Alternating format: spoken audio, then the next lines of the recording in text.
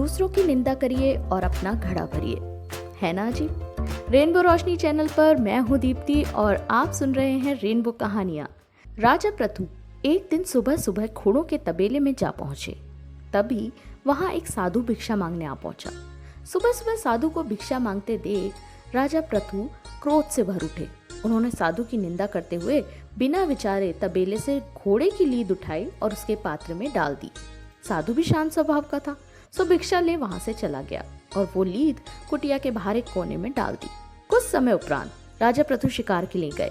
प्रथु ने जब जंगल में देखा कि एक कुटिया के बाहर घोड़े की लीद का बड़ा सा ढेर लगा हुआ है, उन्होंने देखा कि यहाँ तो ना कोई तबेला है और ना ही दूर दूर तक कोई घोड़े दिखाई दे रहे हैं। वो आश्चर्यचकित हो कुटिया में गए और साधु से बोले, महाराज आप हमें एक बात बताइए, यहाँ कोई घोड़ा भी नहीं है ना तबेला है, तो इतनी सारी घोड़े की लीद कहाँ से आई?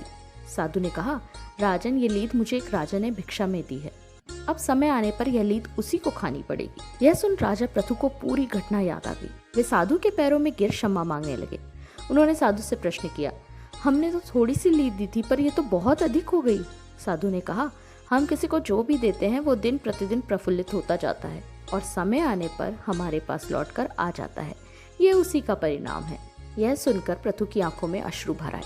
वो साधु की विनती कर बोले, महाराज मुझे क्षमा कर दीजिए, मैं आइंदा ऐसी गलती कभी नहीं करूंगा। कृपया कोई ऐसा उपाय बताइए जिससे मैं अपने दुष्ट कर्मों का प्रायश्चित कर सकूं।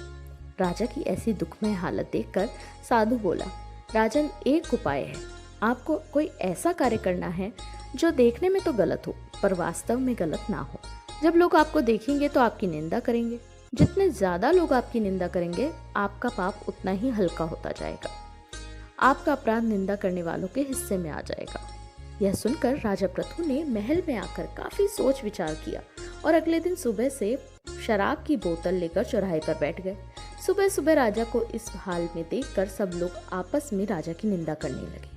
कैसा राजा है, कितना निंदनीय कार्य कर रहा है, क्या ये शोभनीय है? निंदा की परवाह किए बिना राजा पूरे दिन शराबियों की तरह अभिनय करते रहे। इस पूरे कृत्य के पश्चात जब राजा प्रथु पुनः साधु के पास गए तो लीद के ढेर के स्थान पर एक मुट्ठी लीद देखकर आश्चर्य से बोले, महाराज ये कैसे हुआ?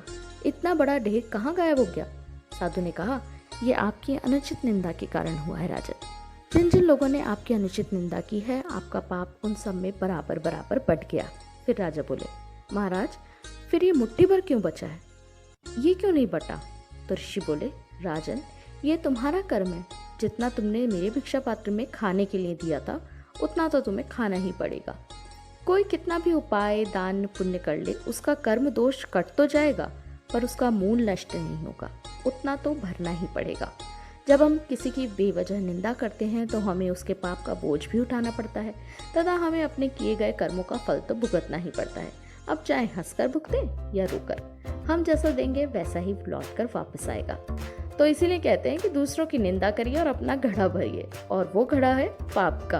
दोस्तों आज की कहानी यहीं तक। अगली कहानी के साथ आपसे फिर से करूंगी मुलाकात। तब तक के लिए दीजिए दीप्ति को इजाजत। शुक्रिया, टेक केयर, नमस्कार, स्टे सेफ, स्टे हेल्दी और चैनल को लाइक, सब्सक्राइब और शेयर करना ना भूलिए। Thank you.